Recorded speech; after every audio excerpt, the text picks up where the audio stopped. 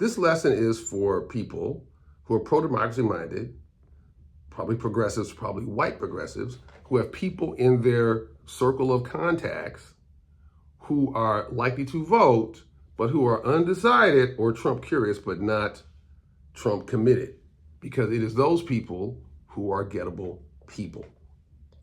Now, I just want to say from the beginning that I have a certain level of privilege in outsourcing this kind of work with what I know about persuasion. I don't have to do it. I don't have people in my family.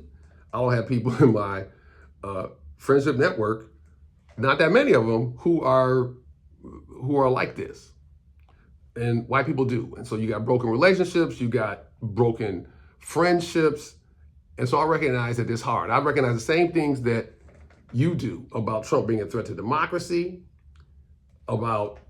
I recognize that our social media feeds turn both Trump and Trump supporters into these anathemas of anything good. I know that there's meanness on the other side where people like to see liberal tears, and there's a natural tendency to hit back. So if you're going to do this method, you got to get a hold of that. You can't do that. This is about compassion and open-heartedness strategically deployed in order to have an effect. I've been in Christian churches where people said there's nothing good about any of those people, which I think is, of course, ridiculous if you're a Christian. Part of what has to happen is you got to get a hold of your disgust for the movement, or at least not translate it to your disgust for that person or your disappointment for the person you're talking to. That is vital. Now, too many people, in my view, too many white folks opt out of this persuasive work. Even though they are supposedly pro-compassion, they're trying to promote public policies and agenda that's pro-compassion. They can't summon up the compassion for their own brother, even temporarily.